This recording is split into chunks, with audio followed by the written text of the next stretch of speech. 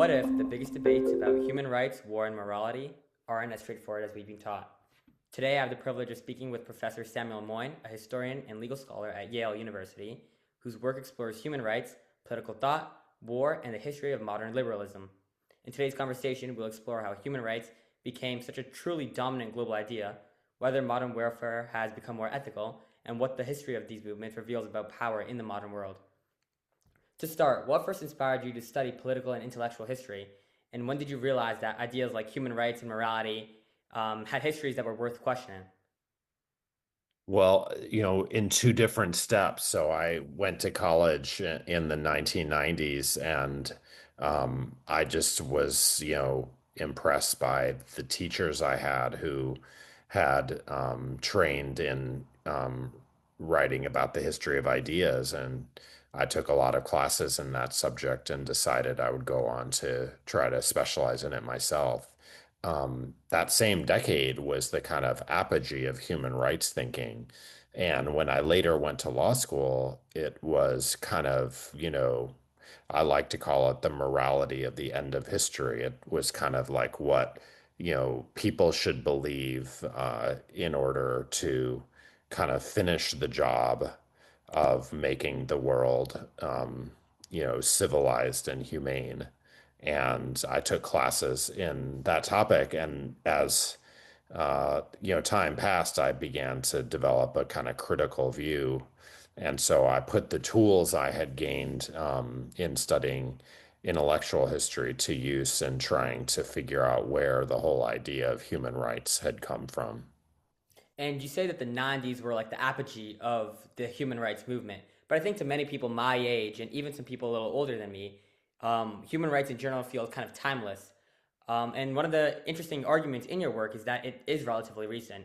How did human rights become such a dominant moral framework in our modern world, seeing that it was so recent? Well, a lot depends on your definition. And, I wouldn't deny that the very idea that individuals have moral rights against community or government is, old. Although the content, like what the rights were, often differed. Um, but, my biggest observation when I first started thinking about this topic is that, of course, predecessor concepts to human rights like natural rights or the rights of man figured in the Atlantic revolutions of the late 18th century, but the politics were very different. They were about getting rid of an empire in the case of this country or getting rid of a king and using violence, violent means, and above all, like building a state for a new kind of citizenship in the name of these rights.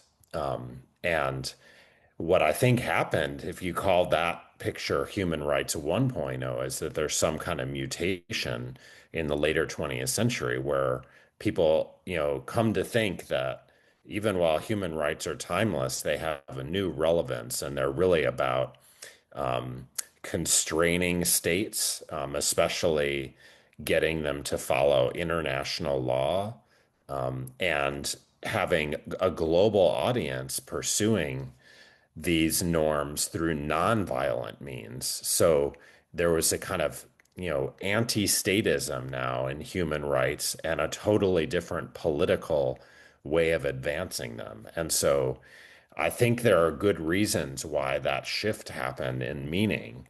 But I'm not saying that like there was never anyone before the 1970s who had the idea that individuals have rights. It's that the politics associated with the idea undergo a substantial, almost reversal. And where do you think that kind of shift comes from? I know when we talk about human rights 1.0, we're thinking Yeah, Enlightenment ideals, John Locke, philosophers like that, totally. Rousseau. But nowadays, as we talk about the 70s, is that a Cold War era kind of like comes from that, or is it something else entirely? Well, it's during the Cold War, but my big theory, and it was introduced in a book of already 15 or more years ago called The Last Utopia, is that people tried other things first. And their utopias failed. And I had in mind things like nationalism or socialism, especially in the post-colonial world, and in a sense, decolonization was the last gasp of Human Rights 1.0, because what was it about? State building, violence to conduct it if necessary, the kind of in the spirit of the American Revolution, ejecting colonial repressors through violent pushback. And, a lot of people saw the post-colonial world go south, if you will. And across the global north, socialism was in crisis, not just because it was betrayed in the Soviet Union and its allies, but like the 1960s, which had been mainly about reviving socialist aspirations, kind of were stillborn. And so I theorized and I provided a lot of evidence that the first enthusiasts for human rights were kind of depressed. And they were kind of saying, let's keep hope alive, but in a more minimalist way. And so it was almost like human rights arose from substituting for bigger dreams. That's interesting. And another thing that you talk about is how most people see human rights as like unquestionably positive, always a good thing. Yes. But your work talks about how there's deeper conversations about inequality, power, structural change in its entirety, like the reversal you were talking about. Yeah. What do you mean by that? Totally. Yeah, no, I mean that's very, very well put. I'm not against human rights and I think they have a place, but I think we should recognize that they make sense to people in a world in which peace movements are in decline, socialist ideals are in decline, and especially since human rights become very closely associated with neoliberal globalization, a kind of other globalization that would be more about like less global hierarchy um, is no longer credible. And so you get good things with human rights, but you also, in a sense, lose some other possibilities. And I do observe in another book called Not Enough that the age of human rights is the age of the victory of the rich, and we should really think hard about what it means to adopt this more minimalist form of politics when the real winners are the oligarchs. And so those are my main criticisms.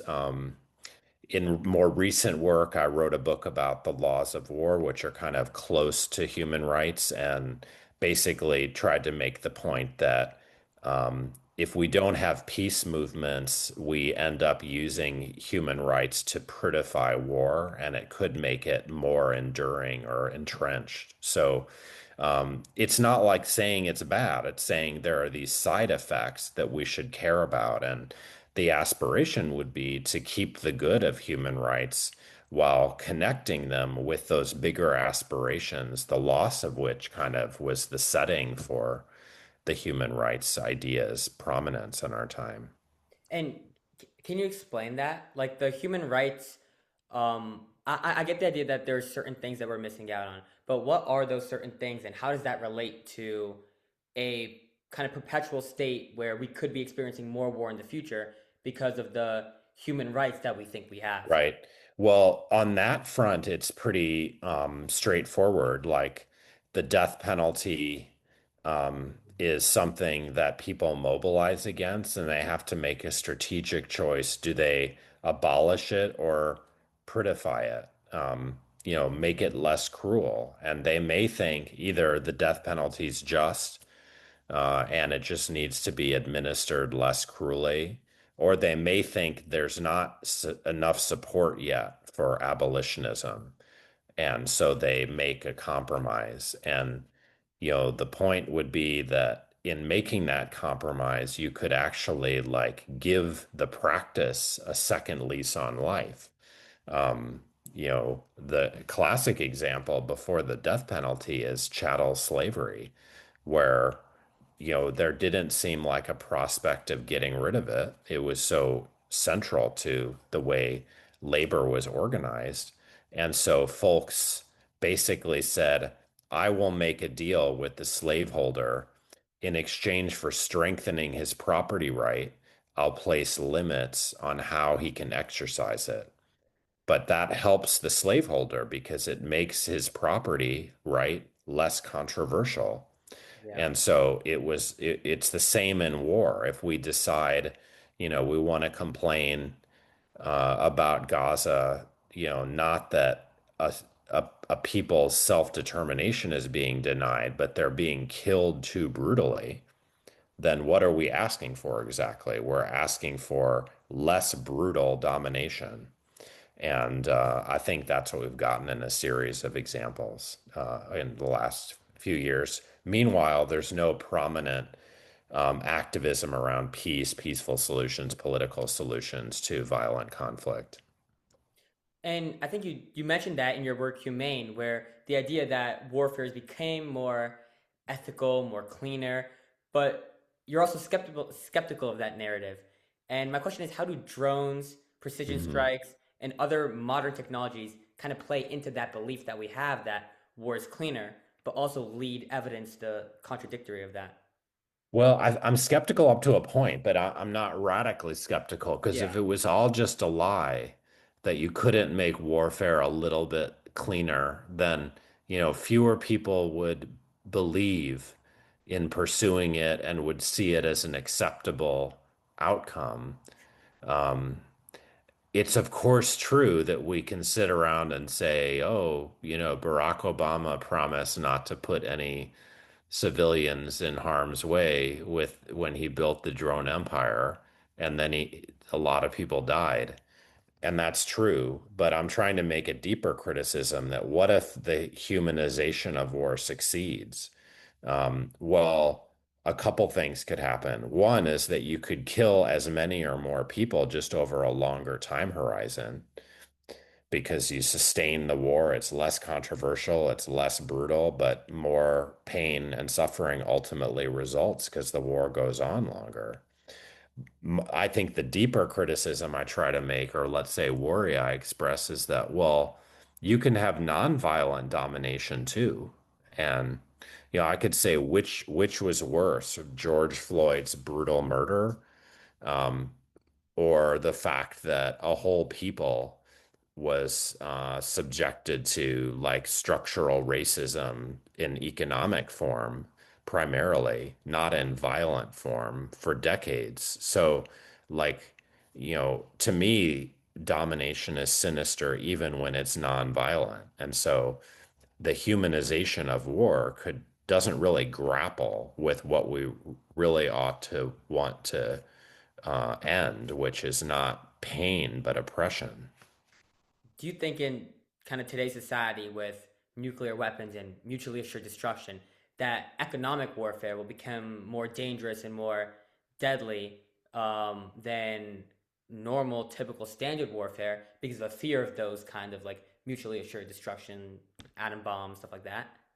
I think so. I mean, I think it's already happened. I mean, we've had nuclear contests since the late 40s, and Yeah. aside from testing, we haven't had nuclear exchange, but we have had a system under the United Nations Charter that seems to make coercive sanctions acceptable and legal, and those could end up killing hundreds of thousands. Like, the United States and its sanctions regime in Iraq before it toppled, Saddam Hussein altogether, killed apparently a couple 100,000 children.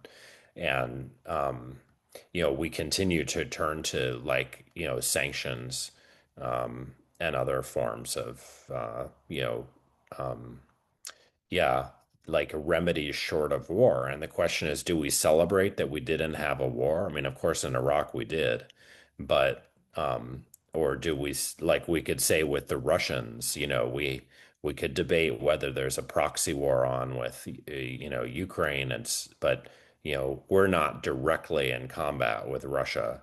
Um, and yet we do have a sanctions regime. So is that better? Probably, but we shouldn't pretend that it's not extremely costly.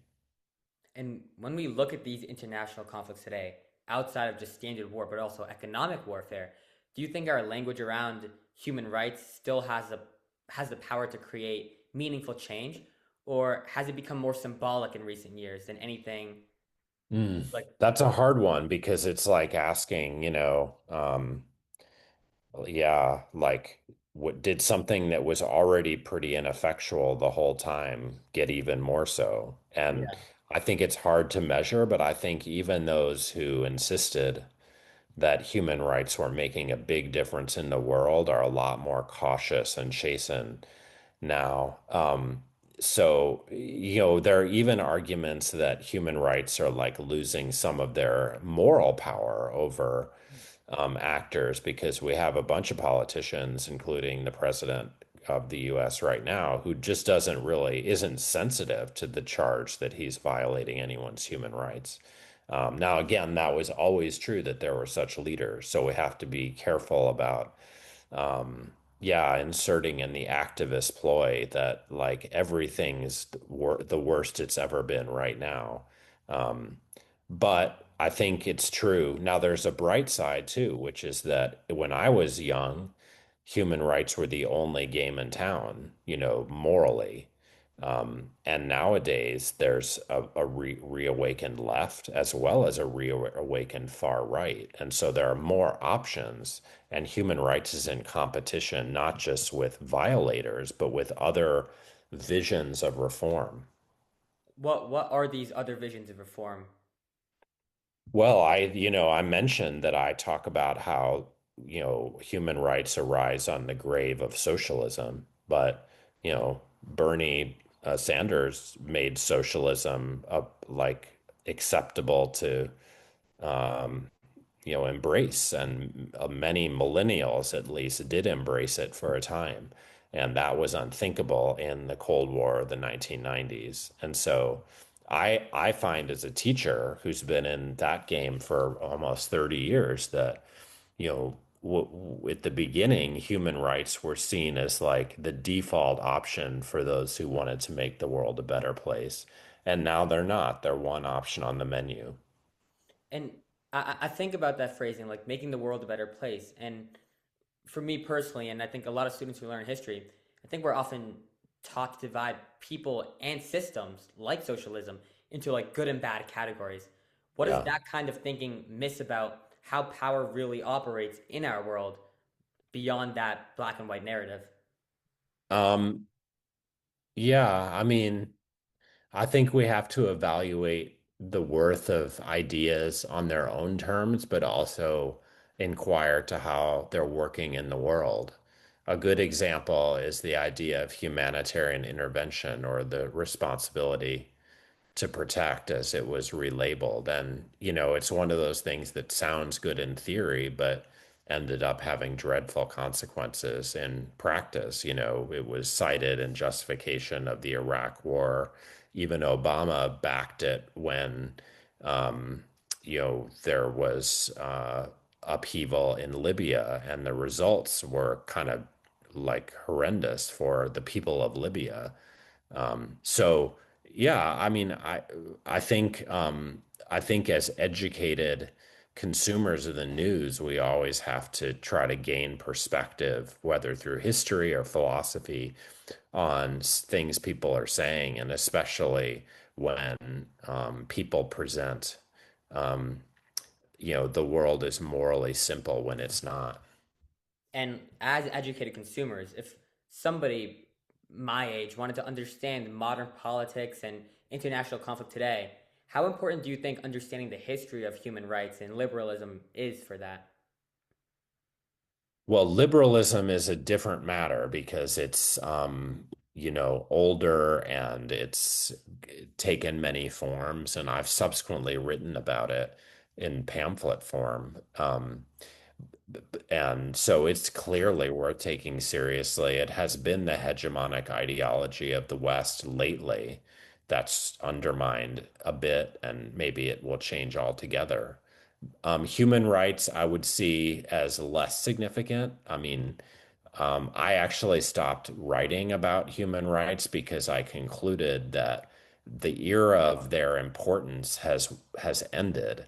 It's not like they're unimportant, but it would be wrong to, care too much about their effects, positive or negative, because they clearly ended up being a kind of weak force in human affairs. Now, that could change in both directions. They could become entirely insignificant, which they're not now, or they could become extremely significant. Um, but as of now, I would say I would pay more attention to liberalism than human rights. Do you think in the future human rights will sort of be integrated with other philosophies rather than being shunned entirely? Or do you think that the era of human rights is over in the sense that we won't be looking back on this period with any kind of solitude for human rights at all?